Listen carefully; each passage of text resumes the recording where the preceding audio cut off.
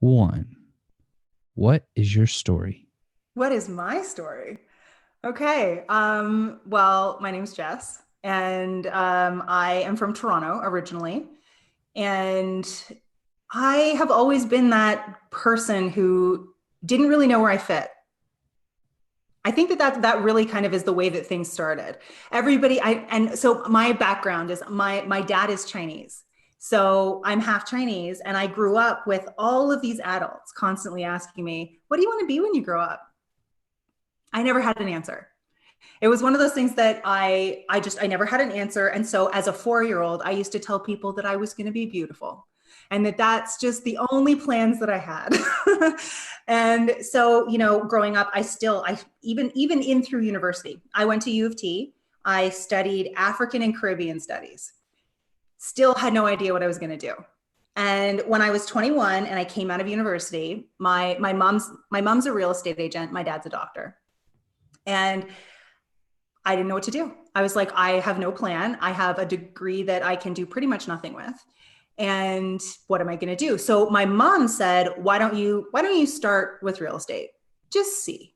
Just kind of see what it brings you, see what you think. I think you'll be good at it. So I got my real estate license when I was 21 and I sold real estate. And that's just sort of the way that everything kind of evolved and everything started, right? Because it was the first time in my life, first of all, that I had any money. And second of all, that I had any control, right? I went to I went to a private girls' school in Toronto, lots of rules. I was an athlete, lots of rules. I had a Chinese dad, lots of rules. So it was just kind of the first time in my life that I was like, oh, I actually have some control over my life. What am I going to do with it? Right. And so, I was super irresponsible when I first started selling real estate. I think I did one of my very first deals and I got my first big commission check. And I'm pretty sure I bought shoes with it. Like I just went out and like just bought a whole bunch of things that I just could never buy before.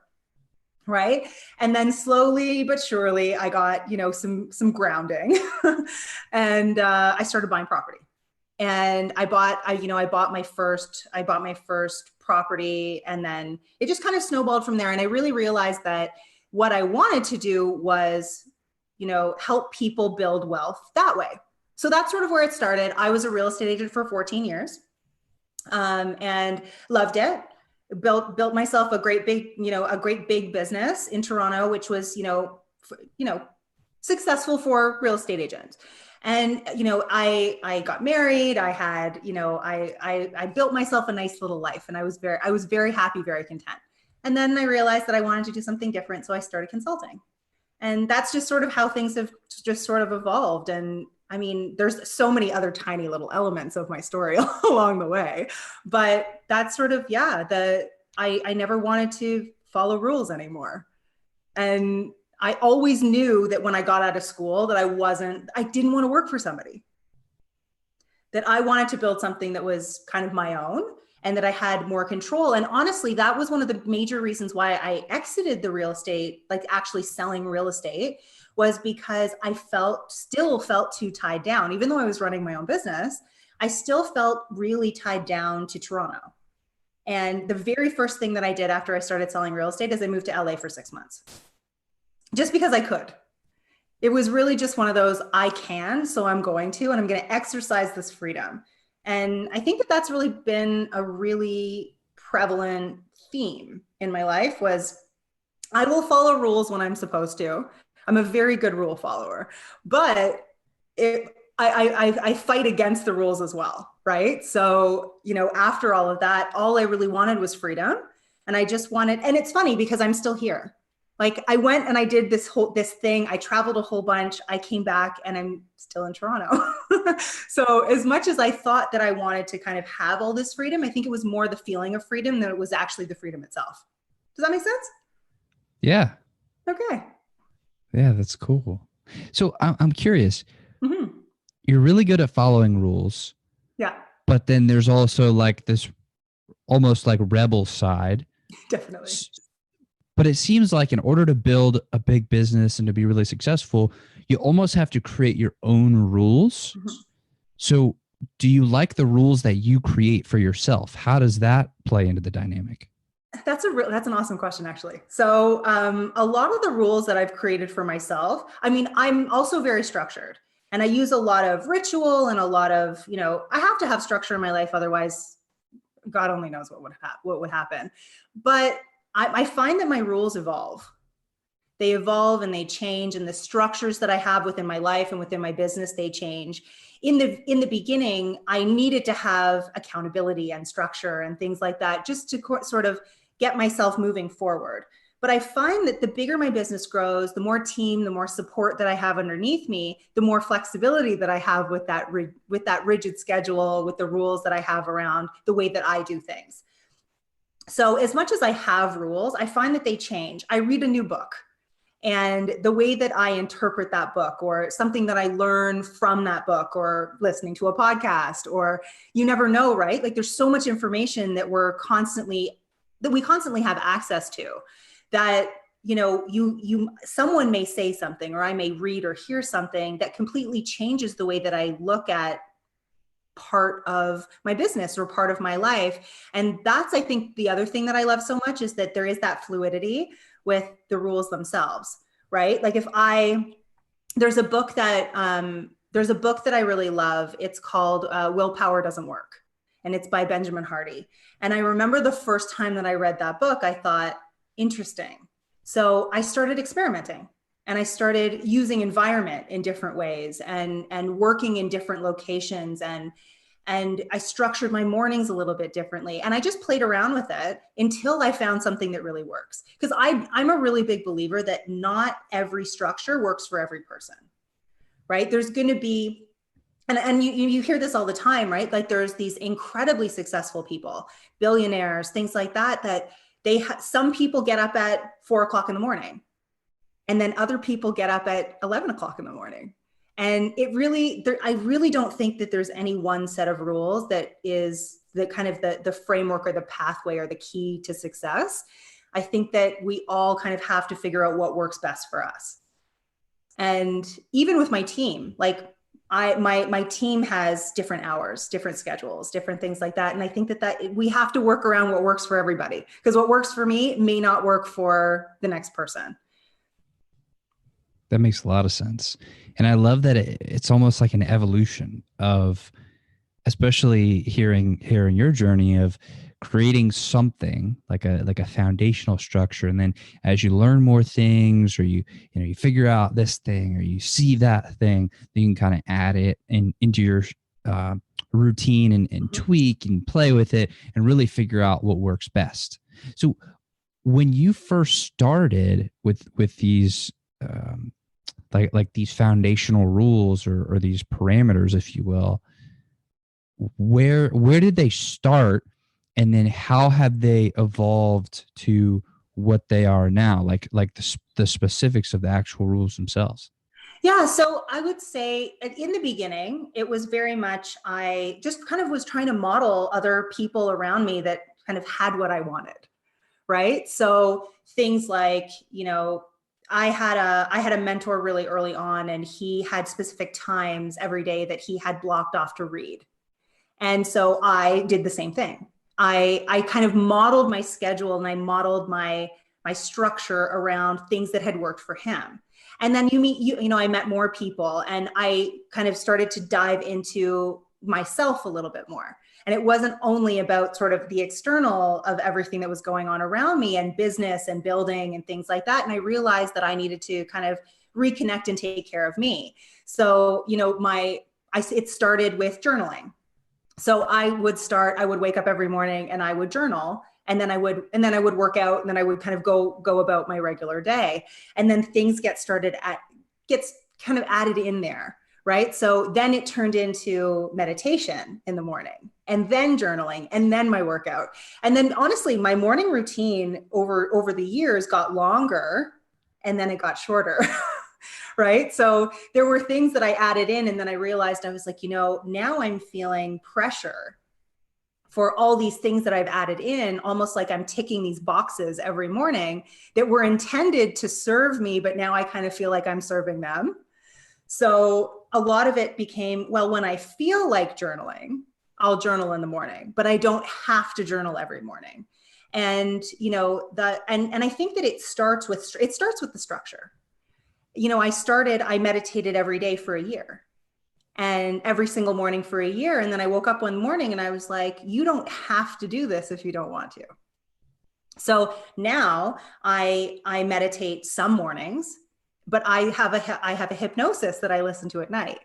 So it kind of has spread itself out in kind of a different way.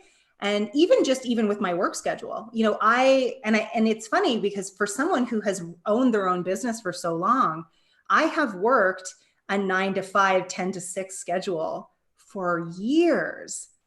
And one day I woke up at my regular time and I thought, I'm really tired today. I'm not going to get up right now. And it kind of, and for me, like, I felt guilt around it. I felt all kinds of emotion around it, that I was doing something wrong, because I had my own self-inflicted rules that at the time maybe weren't serving me. So I slept in that day. But then I realized that sometimes I like to work at night. So it just sort of, and that's what I love about it. And just like you said, like, there's this evolution around, there's no set rules. And as we get older and as we learn new things and as we go through different phases of our lives, things change. And I don't have kids, but I know that when I do, or if and when I do, my schedules are going to have to change again. And so, I mean, you never know. So growing up, I was a competitive rower. And so my schedule, for 15 years was get up at 20 after 4, go to practice, then go about the rest of your day.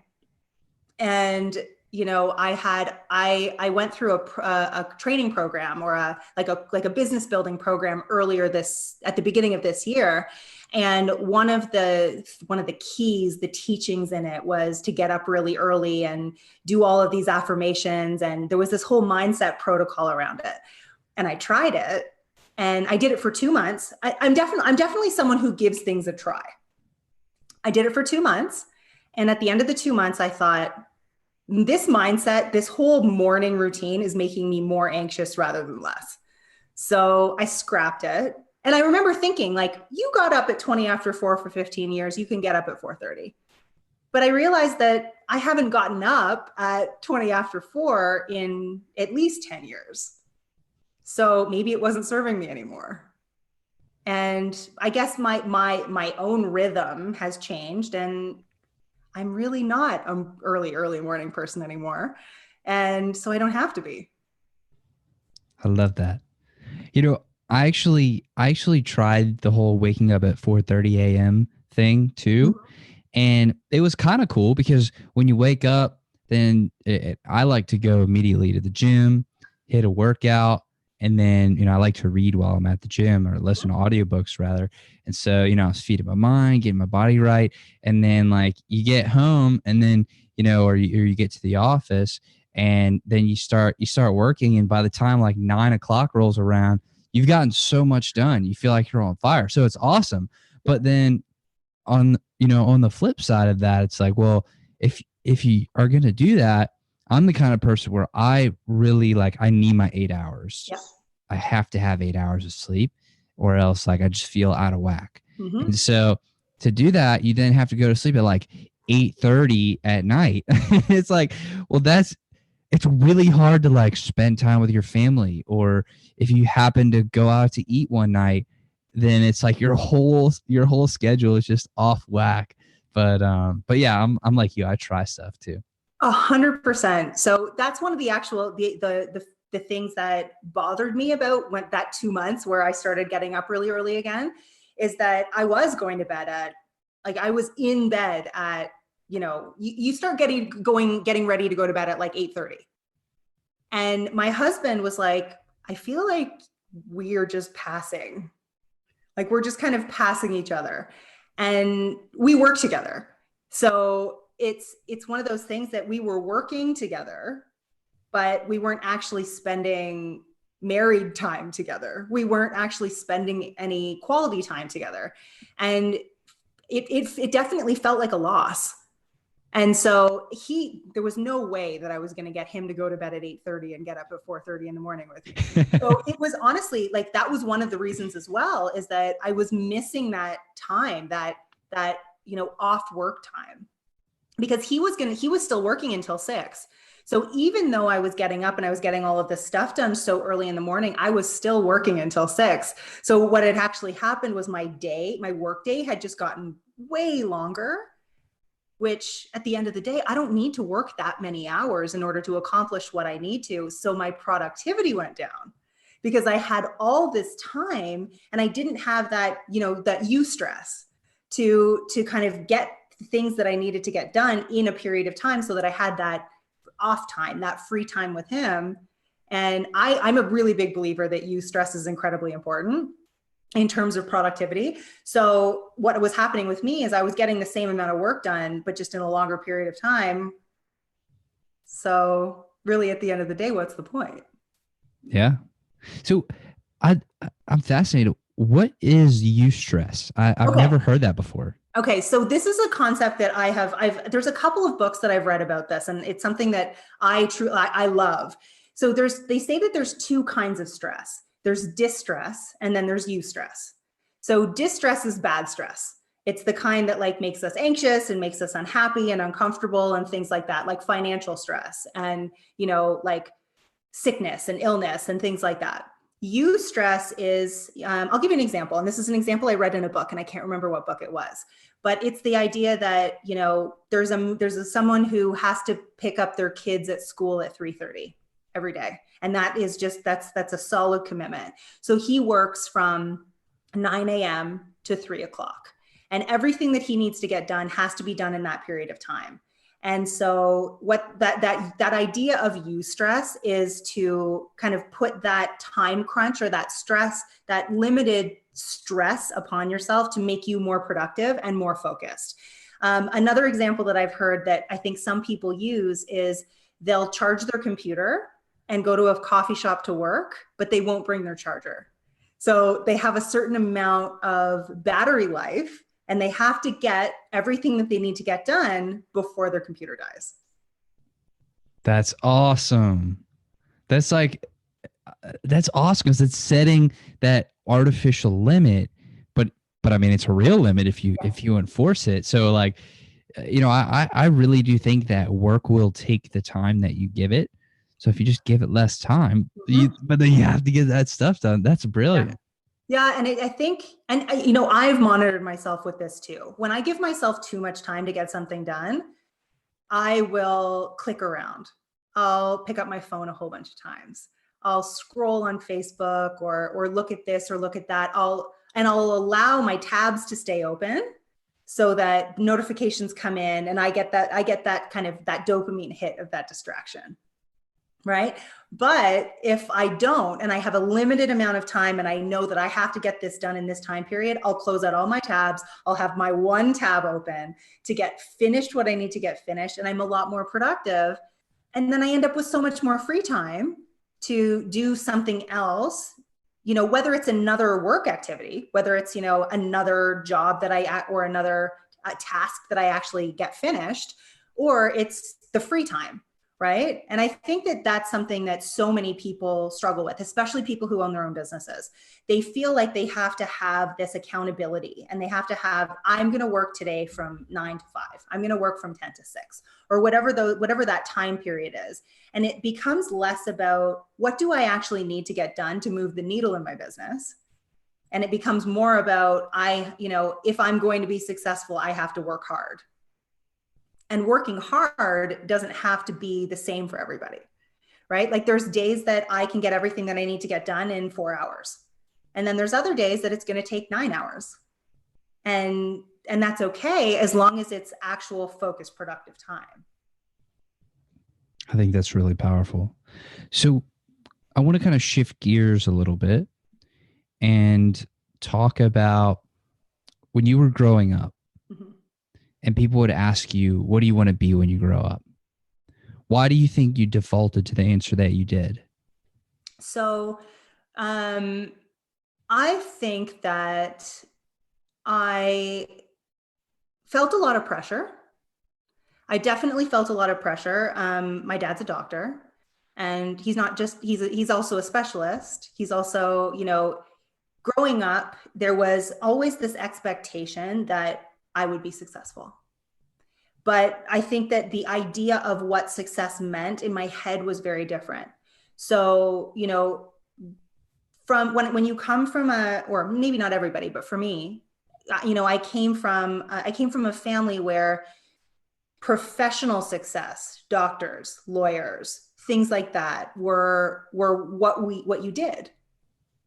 And, being an entrepreneur, owning a business, having ideas and kind of going against the norm, that wasn't what we did. But I think at the same time, even really, really early on, I think that I knew that I didn't want to follow that path.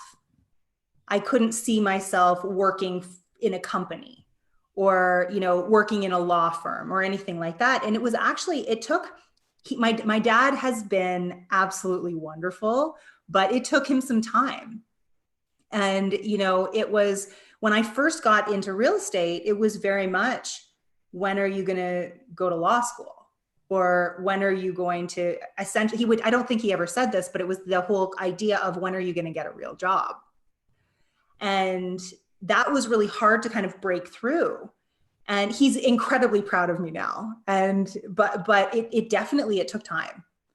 And, my brother went down that route. I have a younger brother who is a certified genius, so much smarter than I could ever hope to be. But he went down that more medical route. He specializes in neuropharmacology. Whereas, they would have conversations and I understood none of it. So even as a little kid, first of all, I was always really aware that my brother was smarter than I was, or sort of textbook smarter than I was. And so I think that there was almost a level of insecurity that was, and even as like a really little kid, I was never aware of that as when I was that young. But looking back at that now, I think there was an insecurity behind it of, I really don't know where I fit. And I really don't, I know that I'm not as smart as Jeffrey, who's my little brother. I'm not as smart as Jeffrey. And he's, he excels at school more than I do. I was a great student. He was a phenomenal student. And so it was always, I think, comparison. And I think comparison is incredibly dangerous for kids. I think it's dangerous in general because we're all, you hear that you hear that saying every once in a while that if you judge a fish on its ability to fly, that it will always be a failure. And that's sort of how I felt, right? I felt growing up that I was that fish that was expected to fly, and I knew that I couldn't fly, and I knew that I wasn't ever going to be a good flyer. But I didn't really know where I fit. So my default was, well, if people think I'm beautiful, then someone will marry me and someone will take care of me. And I think that was kind of the default because I really didn't see how I was going to be successful in the world. And it took me a while. It definitely took me a while. And I think that I was an early bloomer, but also a late bloomer because I did the default. Honestly, I loved real estate and I built a powerful business in real estate, but I didn't really figure out what I wanted to do when I grew up until I was well into my 30s. So, it was just one of those things that I guess I never really knew where I fit.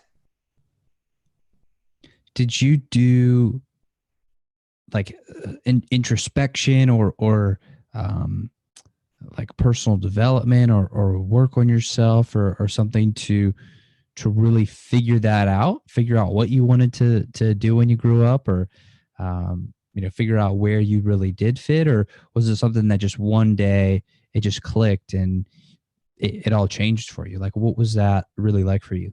Yeah, so the journey away from real estate and towards my current business was, it was a very difficult time.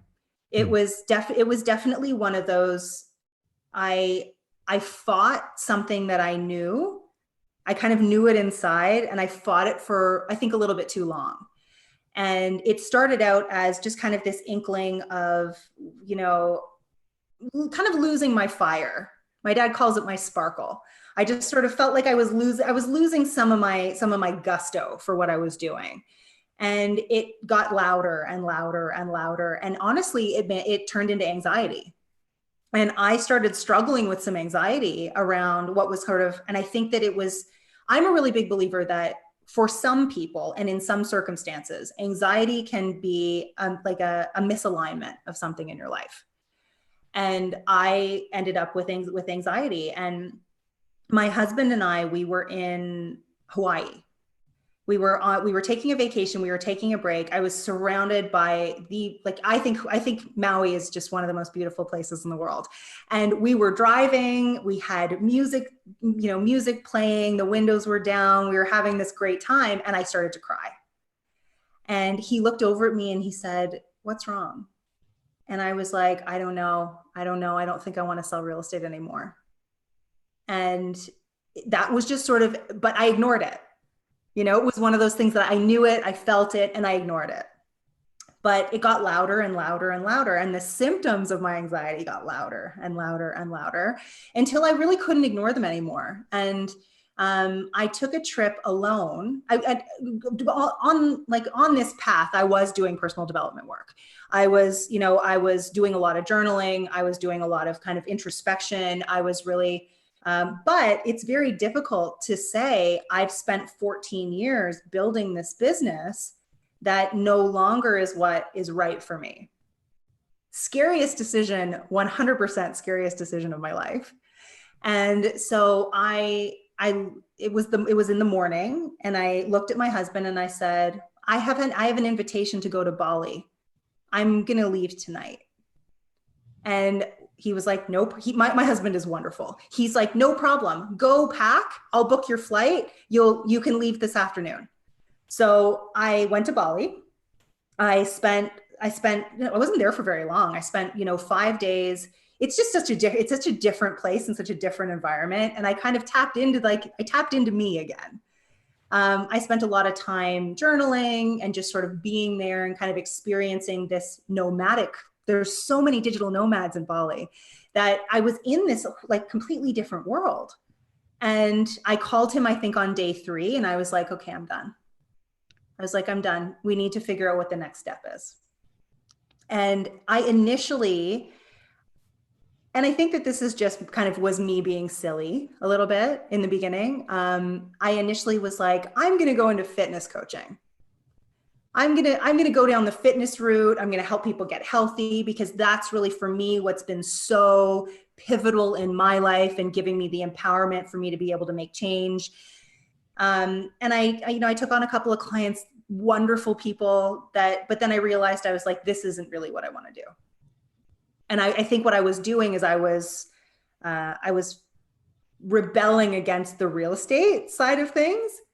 But then I kind of came back around. I work with real estate agents now, and that's where kind of my new business was kind of born out of. But it was one of the hardest transitions and one of the hardest decisions because it was terrifying.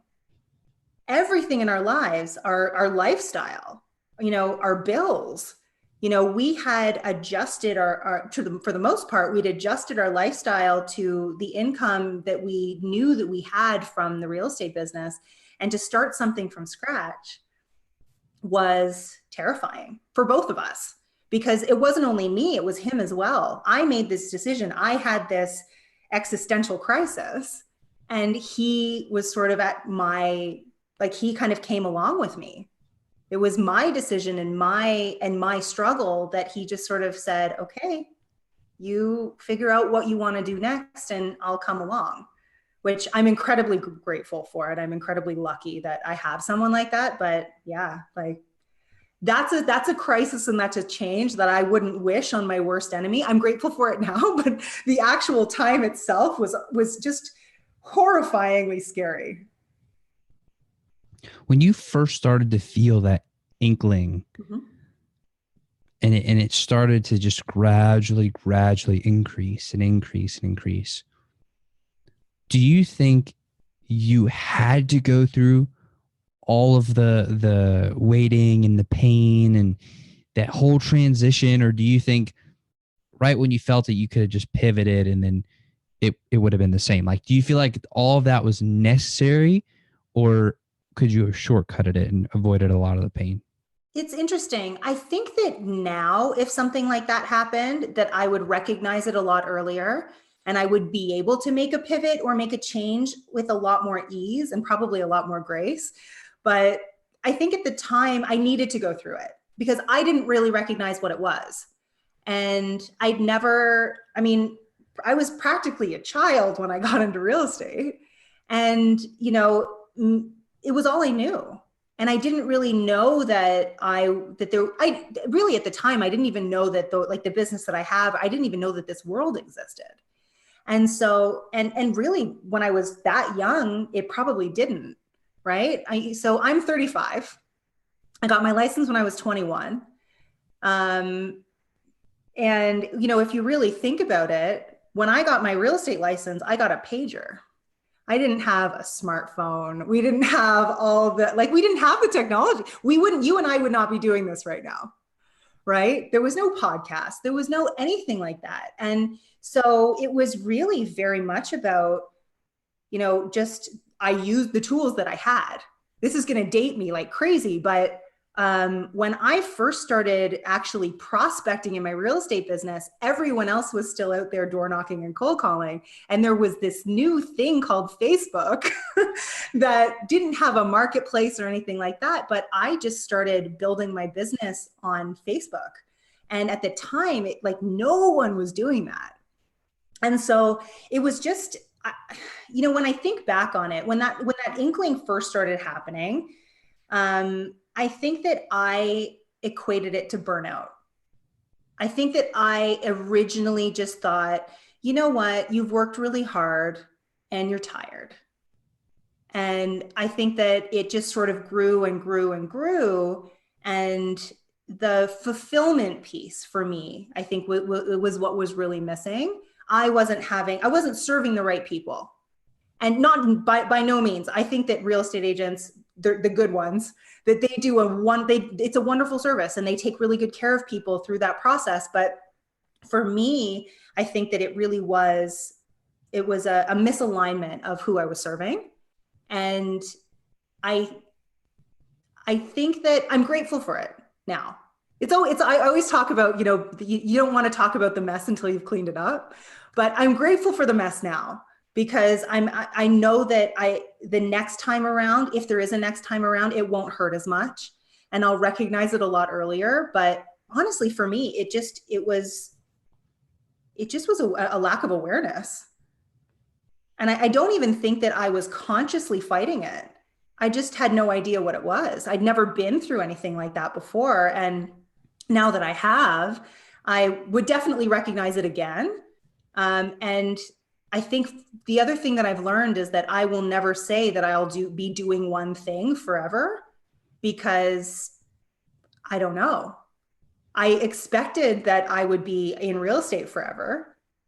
And then something happened that literally wouldn't let me keep going that way, in that direction. So to answer your question, that was a very long-winded answer to your question, but to actually answer your question, I do think that for someone else that the pain may not have been necessary. But I think for me, the first time around, it probably was. Well, long-winded answers are very much encouraged on the show. So thank you for taking the time to fully expand on that. Because I think about this all the time, and I think about how a lot of people are probably not totally aligned with what they're the best at and what they love and what they can make the most money doing. Mm-hmm. And there's like a lot of pain there that's really hard to identify and say, okay, well, if I just pivot this way and move, to the left 3 spaces and up 4, it's so hard and almost ethereal to like think about it and to really identify it. But it seems like that probably causes a lot of pain for people. And I was wondering that because if they don't need to go through it, then that's great news. And everybody should hear about that because, that could save them a lot of time and effort and money. I think that that kind a lot for a lot of people, it comes down to self-awareness. And I think at the time I wasn't as self-aware. And so I didn't have the tools that I needed in order to recognize it earlier on. I think that someone else in the same situation would probably recognize it much faster. And we would be able to say, okay, I need to make a pivot, or there's something about my current situation that isn't aligning with who I am now and who I've grown into. And I think that that is something that is important and that I've learned that I need to stay connected to me and I need to be as self-aware as possible. And sometimes that comes with getting help from people who, have gone through, certain situations as well, right? I'd never had, I'd had business coaches, but I'd never had anybody that kind of worked with me on me. And so that's something that I do have in my life now. And I think that that's one of the reasons too, why I don't think that I would necessarily suffer through it the same way, but I really believe that it all kind of comes down to self-awareness, and that I was not as self-aware or as in touch with really how I was doing. I was a grinder and a hustler. I worked and I got the work done, and I came second for a long time. And, closer to the end of my real estate career, I had the business that I always wanted. I had the dream real estate business. And that's when I started really taking care of me. And that's when the awareness of sort of what I really needed to do was like really amplified, I think. When you went to Bali, yeah, and you were immersed in that digital nomad lifestyle, did that just speak to you like on a just a deeply personal level? I mean, was that really the final step on the staircase of the transformation, or like how did that really affect you? I think it really opened my eyes to possibility, right? I think that I'd always looked at business within these parameters of, location and, structure. And honestly, there was this whole world that I wasn't even aware of. So when I got there, you go to any coffee shop in, Canggu, for example, you go to any coffee shop, you go to a cafe or anything throughout the day, and there's 15 people with their computers open that are working. And you think, wow. And then, I started, social media is it's such a wormhole, but it's also such a tool. I started looking for people who were living that life. And, I'm a person of extremes, and I always have to mediate my extremes. So I came home and I was like, we need to move to Bali. And my husband was like, okay. To be honest, like we started looking at real estate. We started looking at what that transition would look like, how to run this new business that we were starting, on opposite time zones. We started looking at everything. And as funny as this sounds, it was actually our cats that's the reason why we never did it, because they have Indonesia, or Bali in particular right now, has a no animals in or out rule. And my cats are 12 and they are the loves of my life. And it was literally, well, we can't bring the cats, we can't move to Bali. That kind of solidified the decision for us. And so, but at the same time, but just as you said, it opened my eyes to this whole world of people that were living, essentially, you hear it all the time, living their best lives, right? They were there. Bali is not incredibly expensive. They were living very well for a lot less, with more free time, with more buying power, currency wise too, right? So here's this, entire world of people that are working with people charging in US dollars and living in Bali, where that US dollar goes so far. And, Tim Ferriss talks about this in the 4 Hour Work Week, where he talks about, it's not only about working less, but it's also about leveraging your currency. And so I kind of saw it at work. And it was just so eye-opening. And for me, what I realized was I didn't have that freedom. And it wasn't even a matter of I necessarily want to be a digital nomad or I want to not have a home. And I know that there's people who they live unbelievably adventurous lives and they travel from place to place and they conduct their businesses. And it was just even the possibility that that could happen or that I had that freedom to do something like that, that was incredibly compelling to me. And I think for, like I said before, I'm here and I'm happy and I'm still living in the house that I bought while I was selling real estate. And it was really my family that brought me back here and that held me here. And I even when we were living in LA, I really think there's a beauty to the ability to dream. We would take a drive to Santa Barbara and we'd say, well, we could live in Santa Barbara, or we could live in Bali, or we could live in Costa Rica. There's like the possibilities are endless. And I think that there's a beauty to that. But at the end of the day, I'm incredibly close to my parents and my family, and they're here. So are we. And so really, I think that I needed the ability to be able to say, I can go if I need to, or if I want to. And it's the whole idea of alignment again, right? For right now, I feel aligned being here, but 5 years from now, alignment may look like Hong Kong. You never know. Yeah, I think the alignment piece is so important, because if you're not, I mean, you're just going to be unhappy because there's like something that's just not right. Mm-hmm. And, kind of like what we were talking about earlier, sometimes it's just unclear. It's like confusing almost. And it's like angering.